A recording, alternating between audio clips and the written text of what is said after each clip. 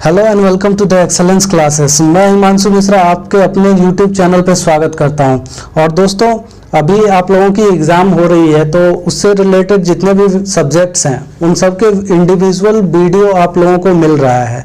अगर आप इस चैनल पर नए विजिट कर रहे हैं तो इसे सब्सक्राइब जरूर कर लें, क्योंकि यह आपके लिए फ़ायदेमंद साबित होगा।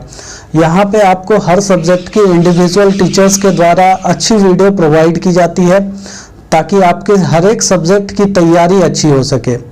और अभी खास करके CCRS के जो विद्यार्थी हैं जिनकी 11 तारीख को एग्ज़ाम होने वाली है, उनसे मैं बोलूँगा कि आप हमारे चैनल पे जितनी भी वीडियो हैं, पुराने पहले के जितने भी वीडियो हैं, उन सबको ज़रूर से ज़रूर देखिए। ठीक है, तो चलिए चलते हैं आज के पहले प्रश्न की तरफ। हमारा पहला प्रश्न है, 2021 में कितने नागरिकों को पद्म विभूषण पुरस्कार से सम्मानित किया गया? जिसके ऑप्शन है 4, 7, 16, 18। तो इसका आंसर क्या होगा? वो हो जाएगा, माफ़ कीजिएगा, वो हो जाएगा 7। और यह जो पद्म विभूषण पुरस्कार है, यह पद्म पुरस्कार 1954 यानी कि 1954 को सबसे पहले प्रदान किया गया था। और इस बार जितने लोगों को प्रदान किया गया है वो 7 लोग हैं। शिंजो आबे जापान के हैं, SP बालासुब्रमण्यम जो कि तमिलनाडु के हैं और कला के लिए इन्हें दिया गया है। डॉक्टर बेल्ले मोनप्पा हेगड़े कर्नाटक के हैं और इन्हें चिकित्सा के लिए पद्म विभूषण पुरस्कार मिला है। नरिंदर सिंह कपानी जो कि USA के हैं, उन्हें विज्ञान एवं तकनीक के लिए पुरस्कार मिला है। मौलाना बहिरुद्दीन खान जो दिल्ली के हैं, उन्हें अध्यात्म के लिए यह पुरस्कार मिला है। BB लाल जो दिल्ली के हैं, उन्हें पुरातत्व के लिए यह पुरस्कार मिला है। और सुदर्शन साहू वो उड़ीसा के हैं और उन्हें कला के लिए यह पुरस्कार मिला है। इसके बाद हमारा अगला प्रश्न क्या है, सूरजकुंड मेला का आयोजन कहाँ किया गया? जिसके ऑप्शन है दिल्ली, पंजाब, हरियाणा, उत्तर प्रदेश। तो इसका आंसर क्या होगा? वो हो जाएगा हरियाणा। हरियाणा के सूरजकुंड मेले का आयोजन फरीदाबाद में किया गया था और यह एक अंतर्राष्ट्रीय क्राफ्ट मेला है। ठीक है, और इसमें हिमाचल प्रदेश को थीम राज्य तथा उज्बेकिस्तान को साझेदार देश का दर्जा प्रदान किया गया। इसके बाद हमारा अगला प्रश्न क्या है, भारत में पर्यावरण संरक्षण अधिनियम कब पारित किया गया? जिसके ऑप्शन है 1980, 1986, 1963 और 1973। तो इसका आंसर क्या होगा? वो हो जाएगा 1986। वहीं अगर 1980 की बात करते हैं तो इसमें वन संरक्षण अधिनियम पारित किया गया था। वहीं अगर 1963 की बात करते हैं तो इसमें सर पीटर स्कॉट ने रेड डाटा बुक की संकल्पना प्रस्तुत की थी और जिसका 1964 में पहली बार एडिशन किया गया, पहली बार प्रकाशन किया गया था। वहीं 1973 में भारत में प्रोजेक्ट टाइगर को लॉन्च किया गया था। इसके बाद हमारा अगला प्रश्न क्या है, अरब सागर में गिरने वाली भारत की सबसे बड़ी प्रायद्वीपीय नदी कौन है? जिसके ऑप्शन है गोदावरी, ताप्ती, नर्मदा और साबरमती। तो इसका आंसर क्या होगा? वो हो जाएगा नर्मदा। अरब सागर में गिरने वाली यह सबसे लंबी प्रायद्वीपीय नदी है और नर्मदा का उद्गम स्थल मैकाल पर्वत की अमरकंटक चोटी से है। अरब सागर में गिरने वाली जो नदियां हैं वो कुछ इस तरह से हैं, साबरमती, लूनी, माही, भारत पूजा या पुत्रानी नदी। यह जो भारत पूजा या पुत्रानी नदी है, यह केरल की सबसे लंबी नदी है। इसके बाद नर्मदा, सोन, जाखम, जवाई। ठीक है, इसके बाद हमारा अगला प्रश्न क्या है, रिट जारी करना उच्चतम न्यायालय के किस क्षेत्राधिकार में आता है? जिसके ऑप्शन है मूल क्षेत्राधिकार, न्यायिक क्षेत्राधिकार, अपीलीय क्षेत्राधिकार और सलाहकार क्षेत्राधिकार। तो इसका आंसर क्या होगा? वो होगा न्यायिक क्षेत्राधिकार। और आप लोगों को पता होगा जो सुप्रीम कोर्ट है, यह 5 प्रकार की रिट जारी कर सकती है, जिसके हिंदी में नाम है बंदी प्रत्यक्षीकरण, परमादेश, उत्प्रेषण, निषेधाज्ञा, अधिकार परीक्षा। वहीं अगर इंग्लिश में देखना चाहे तो वो है हेबियस कॉर्पस, मैंडामस, सेटोरियरे और प्रोहिबिशन क्यो वारंटो। ठीक है, इसके बाद हमारा अगला प्रश्न है, भारत अनुसंधान केंद्र हिमाद्री कहाँ स्थित है? जिसके ऑप्शन है सियाचिन, दार्जिलिंग, आर्कटिक क्षेत्र, अंटार्कटिका। तो जो हिमाद्री है वह आर्कटिक क्षेत्र में पड़ता है। एवं मैत्री एवं दक्षिण गंगोत्री की अगर बात करें जाए तो ये दोनों अंटार्कटिका के अनुसंधान केंद्र हैं। क्या क्या नाम बताया? मैत्री एवं दक्षिण गंगोत्री। ठीक है, इसके बाद हमारा अगला प्रश्न है, विश्व जल संरक्षण दिवस कब मनाया जाता है? जिसके ऑप्शन है 28 फरवरी, 22 मार्च, 5 जून, 11 जुलाई। तो इसका आंसर क्या होगा? वो हो जाएगा 22 मार्च।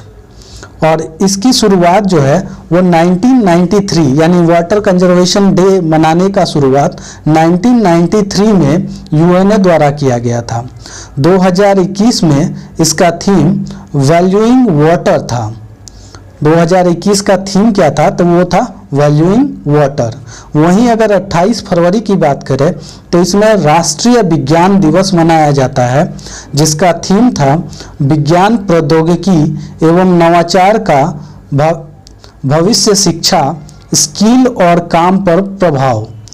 वहीं अगर 5 जून की बात करें तो इस दिन विश्व पर्यावरण दिवस मनाया जाता है, जिसका थीम था बायोडायवर्सिटी। और 11 जुलाई की बात करें तो इसे दिन विश्व जनसंख्या दिवस मनाया जाता है। इसके बाद हमारा अगला प्रश्न क्या है, स्वदेशी और बहिष्कार आंदोलन का अनुमोदन किस कांग्रेस अधिवेशन में हुआ? जिसके ऑप्शन है 1906 कलकत्ता, 1907 सूरत, 1905 बनारस, 1908 मद्रास। तो इसका आंसर क्या होगा? वो हो जाएगा 1905 बनारस। ये 1905 ईस्वी में बनारस वाली जो अधिवेशन हुई थी कांग्रेस की, इसकी अध्यक्षता किसने की थी? तो वो किया था गोपाल कृष्ण गोखले ने।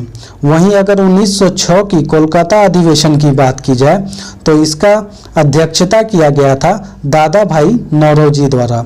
वहीं 1907 की सूरत अधिवेशन की बात की जाए तो इसकी अध्यक्षता डॉक्टर रास बिहारी घोष के द्वारा किया गया था। और यह 1907 में कांग्रेस का पहला विभाजन हुआ था। वहीं 1908 की बात की जाए तो यह मद्रास में भी डॉक्टर रास बिहारी घोष की अध्यक्षता में संपन्न हुई थी।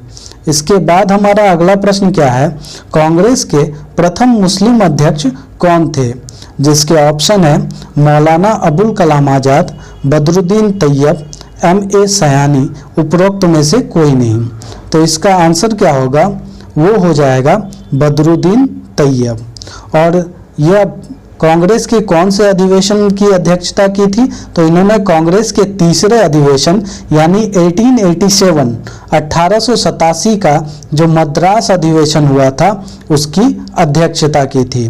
वहीं अगर मौलाना अबुल कलाम आज़ाद की बात की जाए तो इन्होंने 2 बार कांग्रेस का अधिवेशन का अध्यक्षता किया था, जिसमें से एक था 1923 का विशेष अधिवेशन जो कि दिल्ली में हुआ था, और दूसरा था 1940 का रामगढ़ अधिवेशन। इसके बाद हमारा अगला प्रश्न क्या है, विधवा पुनर्विवाह अधिनियम किसके शासन में क्रियान्वित किया गया? जिसके ऑप्शन है Lord Dalhousie, Lord Canning, sir Henry Harding, Lord Lawrence. तो इसका आंसर क्या होगा? वो हो जाएगा लॉर्ड कैनिंग। और यह कब पारित हुआ था? तो 1856 में यानी 1856 ईस्वी में। और इसमें किस भारतीय ने सहयोग किया था? तो वो किया था ईश्वरचंद्र विद्यासागर ने। वहीं ये जो कैनिंग थे, इन्हीं के समय में 1857 की क्रांति हुई थी। ठीक है, इसके बाद हमारा अगला प्रश्न क्या है, ध्वनि का प्रभाव मानव के मस्तिष्क में संवेदन कितने समय तक रहता है? यानी ध्वनि का प्रभाव हमारे मस्तिष्क पर कितने समय के लिए रहता है? जिसके ऑप्शन है 1/20 सेकेंड, 1/10 सेकेंड, 1/30 सेकेंड और 1/55 सेकेंड। तो इसका आंसर क्या होगा? वो हो जाएगा 1/10 सेकेंड।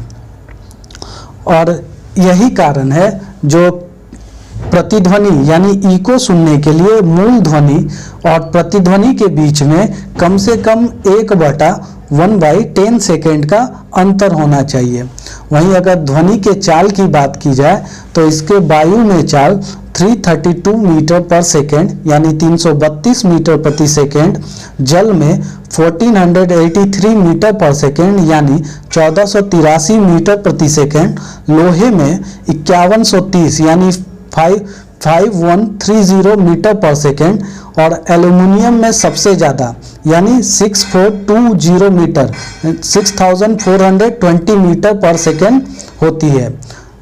और सबसे अधिक, वैसे तो एल्युमिनियम आपको बहुत कम जगह पे देखने को मिलता है, वैसे आपसे अगर यह सवाल पूछा जाए कि ध्वनि की चाल सबसे अधिक कहाँ होती है तो अक्सर आपके ऑप्शन में ठोस या फिर इस्पात दिखाई देता है, तो आप उसे चूज कीजिएगा। वहीं निर्वात में ध्वनि सुनाई नहीं देता है। इसके बाद हमारा अगला प्रश्न क्या है, रक्त का कितना प्रतिशत भाग प्लाज्मा होता है। यहाँ एक थोड़ा सा टाइपिंग मिस्टेक हो गया, ये पाल नहीं होगा, इसके बाद प्लाज्मा होता है, ठीक है। जिसके ऑप्शन दिए गए हैं 30 से 40%, 40 से 50%, 55 से 60% और 60 से 70%। तो इसका आंसर क्या होगा, वो हो जाएगा 55 से 60%। और मनुष्य के शरीर में कुल रक्त की बात की जाए तो वह 5 से 6 लीटर होता है। रक्त के पीएच मान की बात की जाए तो वो होता है 7.4 और प्लाज्मा जो होता है उसका लगभग 90 से 92% भाग जो होता है वो वाटर होता है, ठीक है। इसके बाद हमारा अगला प्रश्न क्या है, इंद्रधनुष किसके कारण बनता है। जिसके ऑप्शन है परावर्तन, अपवर्तन, प्रकीर्णन, परावर्तन एवं अपवर्तन। तो इसका आंसर क्या होगा, वो हो जाएगा परावर्तन एवं अपवर्तन। जल की, इसका मुख्य कारण क्या होता है, जल की बूंदों में प्रकाश के परावर्तन एवं अपवर्तन के कारण होने वाले वर्ण विक्षेपण से इंद्रधनुष का निर्माण होता है। और वर्ण विक्षेपण में आप लोगों को पता होगा टोटल 7 रंग का निर्माण होता है, यानी जब लाइट का स्कैटरिंग होता है तो 7 रंगों में वो विभाजित हो जाती है। और वो कौन कौन सी रंग है, तो वो है violet, indigo, blue, green, yellow, orange and red, ठीक है। इसके बाद हमारा अगला प्रश्न है, नींबू के रस का पीएच मान कितना होता है। जिसके ऑप्शन है 1.5, 2.2, 7.4 और 1। तो इसका आंसर क्या होगा, वो हो जाएगा 2.2। अगर रक्त 7.4 किसका होता है तो वो अभी बताया मैंने कि रक्त यानी ब्लड का पीएच मान कितना होता है, 7.4 होता है। और दूध का पीएच मान कितना होता है, वो होता है 6.5। पीएच मान अगर 7 से कम होगा तो वो उसका वैल्यू क्या होगा, एसिडिक हो जाएगा यानी वो अम्लीय होगा। और 7 से अधिक होने पर वो बेसिस होगा यानी क्षारीय होता है। और 7 होने पर वह न्यूट्रल यानी कि उदासीन होता है। इसके बाद हमारा अगला प्रश्न क्या है, मोसाद किस देश की गुप्तचर संस्था है। जिसके ऑप्शन है ईरान, इराक, जॉर्डन, इजराइल। तो इसका आंसर क्या होगा, वो हो जाएगा इजराइल। इजराइल की गुप्तचर संस्था का नाम क्या है, मोसाद है। वहीं अगर ईरान की बोली जाए तो ईरान का गुप्तचर संस्था का नाम सावाक है। और इराक की बात की जाए तो उसके गुप्तचर संस्था का नाम अल मुखबरात है। और जॉर्डन की गुप्तचर संस्था कौन सी है, तो जनरल खुफिया विभाग, ठीक है। आज के लिए बस इतना ही। कल फिर नई वीडियो के साथ, नए प्रश्नों के साथ आप लोगों के सामने उपस्थित होंगे। तब तक के लिए धन्यवाद।